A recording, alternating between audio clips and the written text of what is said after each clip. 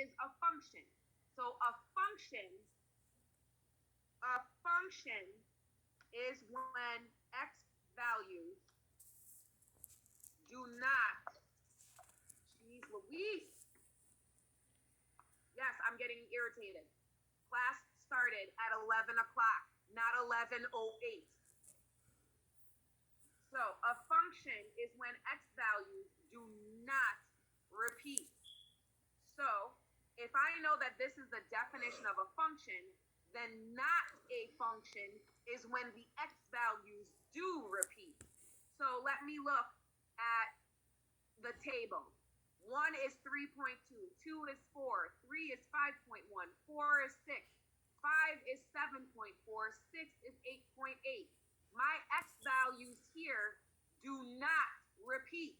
So this is a function.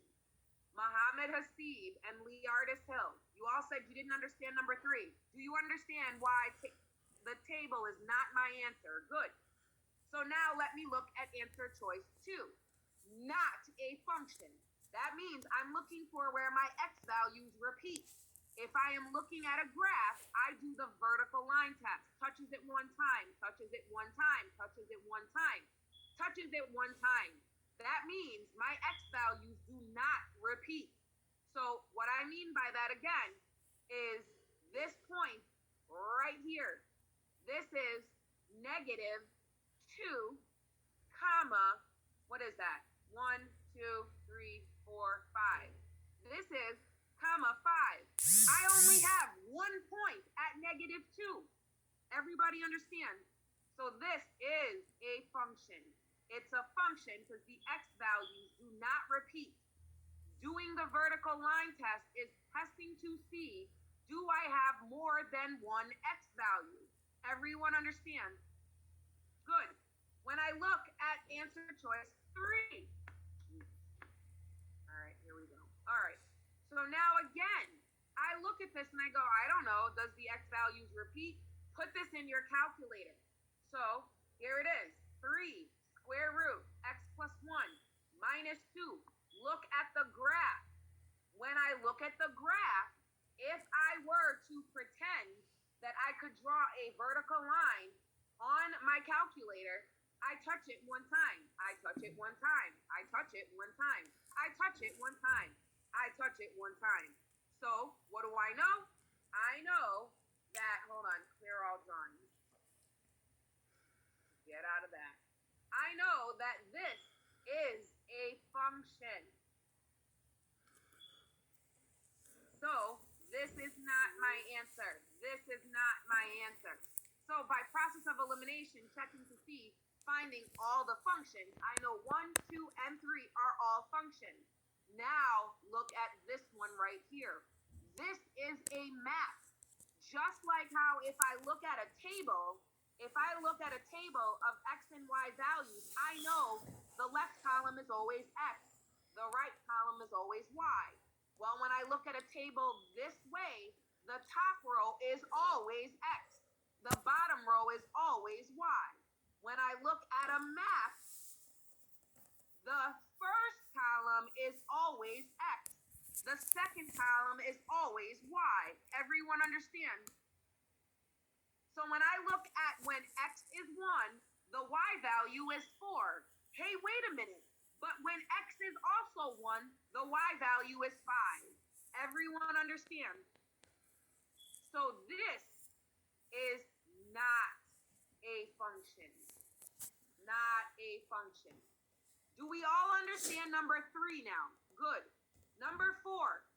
If c equals 2a squared minus 5 and d equals this equation, 3 minus a, then c minus 2 times d equals, all you have to do is, you know what c is.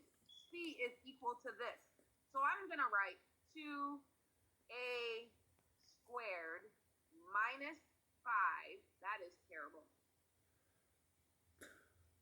Let's try it again. 2a squared minus 5. And then it's a minus 2 times d. Well, d is this. So I'm going to put a 2 parentheses and then 3 minus a. Now I know I need to distribute this negative 2. So when I distribute, I end up with 2a squared minus 5. Negative 2 times positive 3 is negative 6. Negative 2 times negative a is positive a. Positive 2a. I'm sorry. Then I combine like terms. Trey Grant, pay attention. My like terms are negative 5 and negative 6. So I end up with 2a squared. Negative 5 plus a negative 6 is negative 11 plus 2a. This is not in standard form. So I'm going to put it in standard form. 2a squared plus 2a minus 11, giving me answer choice 3. Everyone understand how to do number 4? Good. Number 5, the function f of x equals this has a domain. Hold on here. Domain means what? Domain is a list of x values. So domain are my x values. X values. So, okay, has a domain consisting of the integers. Integers are whole numbers from negative 2 to 1 inclusively. Inclusively means I include negative 2 and I include positive 1. So, let's see here. That means I have a list of x values. I am only looking at x values that equal negative 2. And then I got to go all the way to positive 1. So negative 2, negative 1, 0, 1. Everyone understand? Good. So then it says, which set represents the corresponding range? Range is y values. So they're saying, when x is negative 2, what is y? When x is negative 1, what is y? When x is 0, what is y? When x is positive 1, what is y?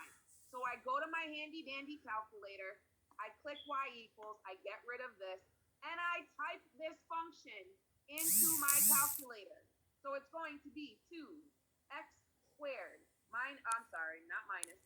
plus 6x minus 12. And then I go to the table, and I want to capture when x is negative 2, what's my y? Negative 16. So I look, answer choice 1 doesn't have negative 16, not my answer. Answer choice 3 does not have negative 16, not my answer. Negative 16, negative 16. So I keep going. When x is negative 1, what's my y? Trey Grant. Trey Grant. Oh, good.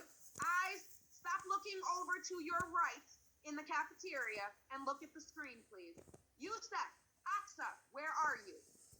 Thank you. So when x is negative 1, it is also negative 16. These two answers still have negative 16, so I'm good. Now I need to look when x is 0. When x is 0, it's negative 12.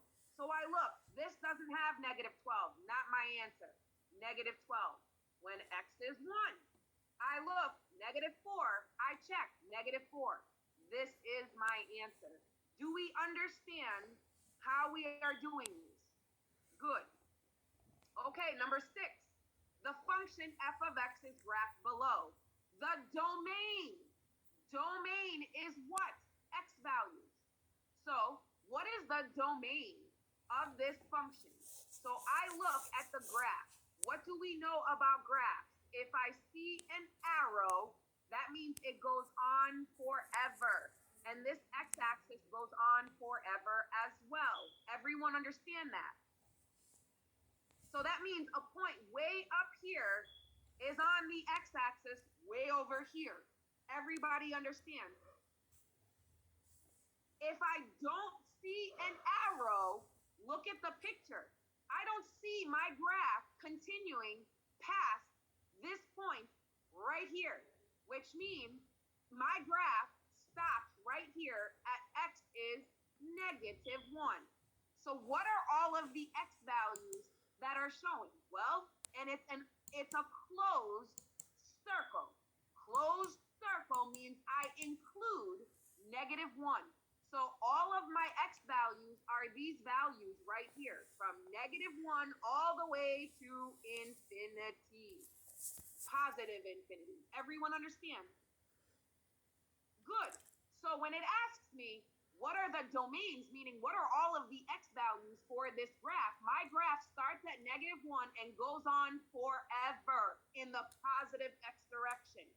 So is it all positive real numbers? No, because negative 1 is not a positive number. So it can't be this. All positive integers? No again. But is it x is greater than or equal to 0? Well, here is x is equal to 0. I need x is negative 1. It has to be x values are greater than or equal to negative 1. Negative 1, 0, 1, 2, 3, ... Everybody understand? Trey Grant, do you understand? Thank you. Number 7, the graph of f of t models the height in feet that a bee is flying above the ground with respect to the time it traveled in t seconds. Look at the graph. Y-axis represents height. That's f of t. X-axis represents time in seconds. State all the time intervals. Intervals means I need to have two numbers. And it says time. So I'm looking for two x values. Everybody understand? Good. State all the time intervals when the bee's rate of change is 0. Please, please, please, please, please. Rate of change means what?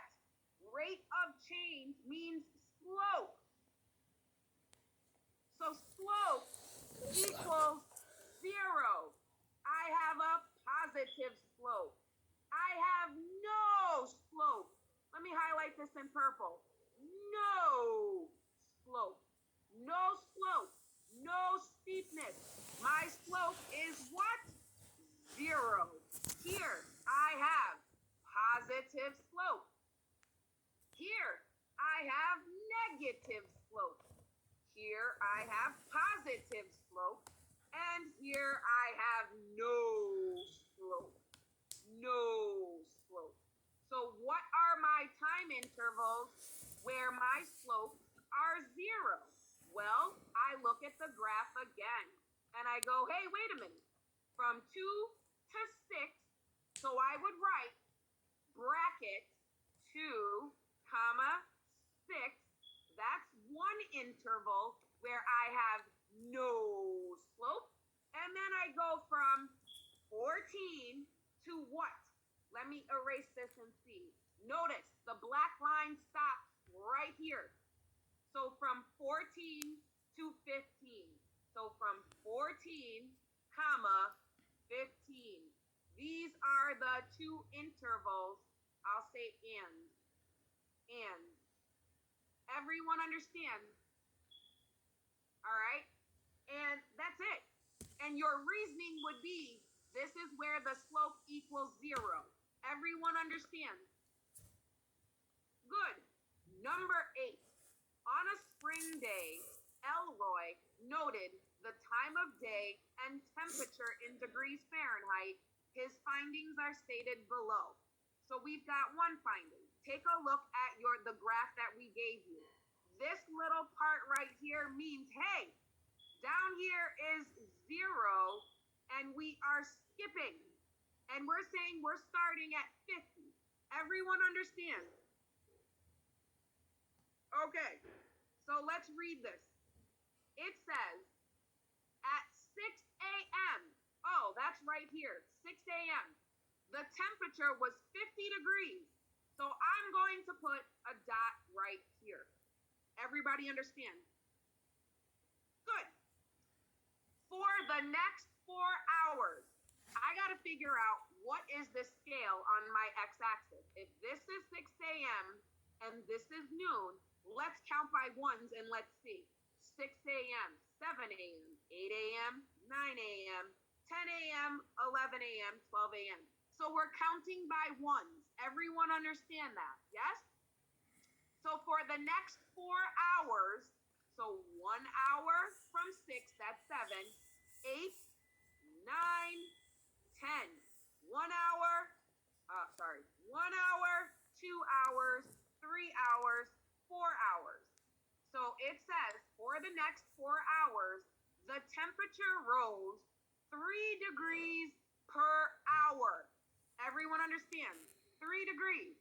So my y-axis is degrees. Now I got to figure out what is the y counting by. So if this is 50 and this is 60, let's try counting by ones. 51, 52, 53, 54, 55. We're not counting by ones because I stopped at 60 and that's not 55. So now let's try it again. Let's count by twos. Good job. Two per line. 52, 54, 56, 58, 60. Aha! We're counting by twos. So it says it rose 3 degrees per hour. 3 degrees per hour. So if I'm starting here, that means from here to here is 2. So here is 3, halfway. Everybody understand? Per hour. Well, 1 hour is right here. So I've got a point right here. So I start here and I end up here. And so again, 3 degrees. Well, this is 1 hour. This is 2 hours, 3 degrees per hour.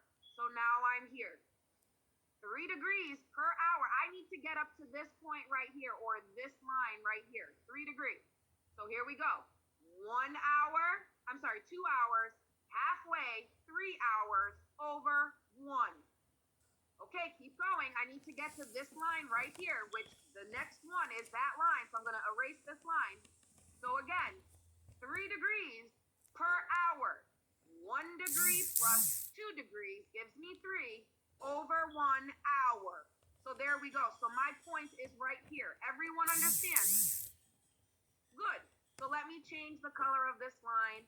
So again, we started here and then we rose with this slope up to this point. Everybody good? Well, guess what?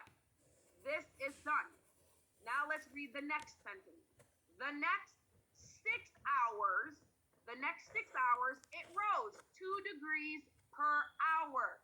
So the next 6 hours means I start here. So 1 hour, 2 hours, 3 hours, 4 hours, 5 hours, 6 hours. So I gotta stop my slope of 2 over 1, 2 degrees per 1 hour at this line. So, okay, I'm here.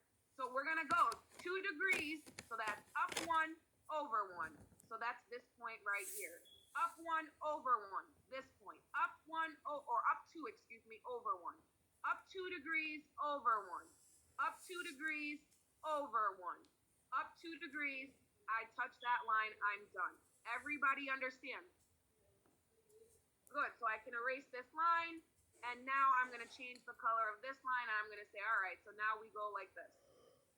All right, so I took care of that.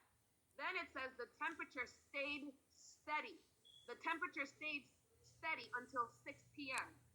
6 p.m. is over here. Steady means my temperature did not change. My temperature stayed at this point. So here we go. Stayed steady until there. Hold on, not there. Until this line right here. So that's this point right here. There we go. Everybody understands? Good. So we just took care of this one. For the next 2 hours.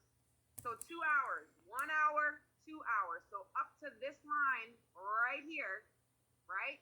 The temperature dropped 1 degree per hour. Remember, our y-axis is counting by 2. So I got to go down 1 degree over 1. So that's this point right here.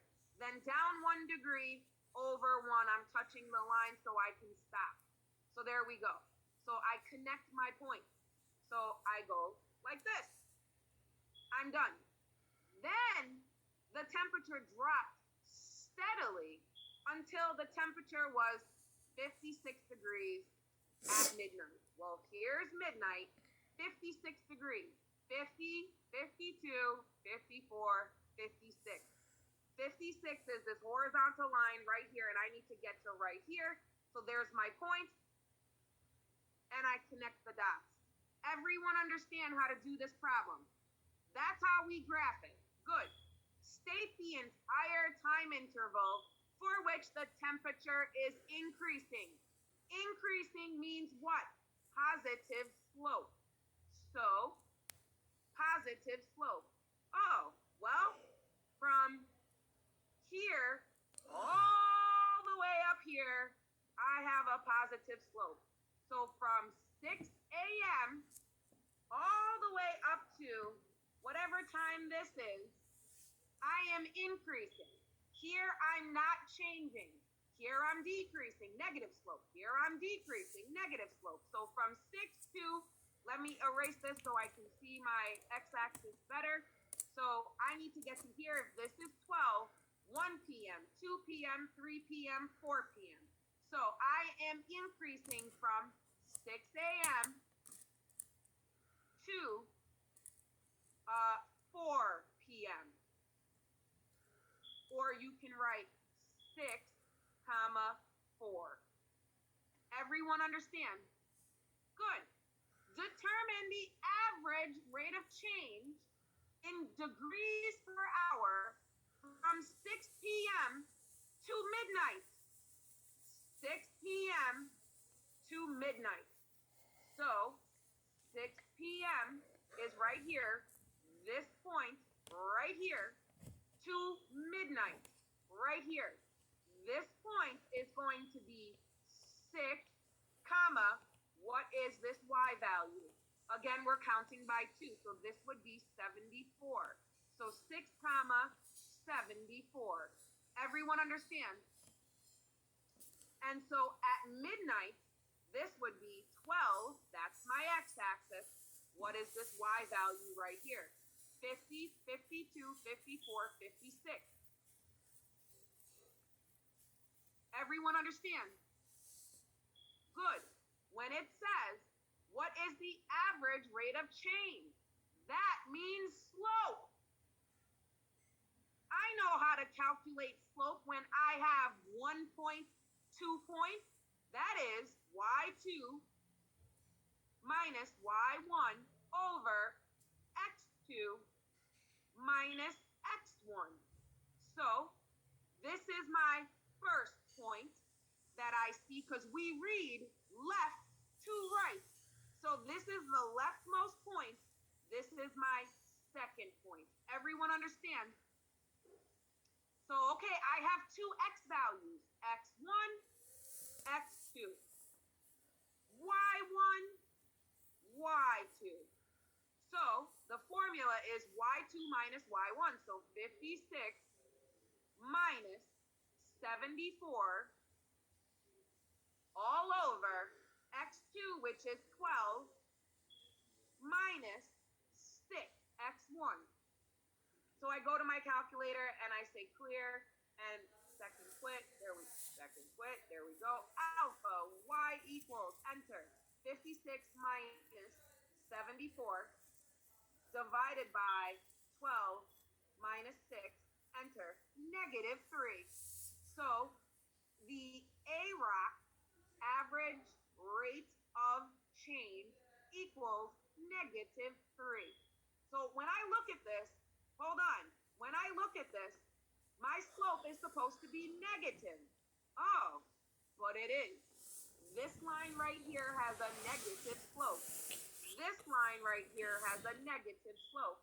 I'm calculating the slope from this point to this point, which means negative 3 is the slope of this line right here. Everyone understand? That's it. So we're good? Okay. So I'm going to stop sharing my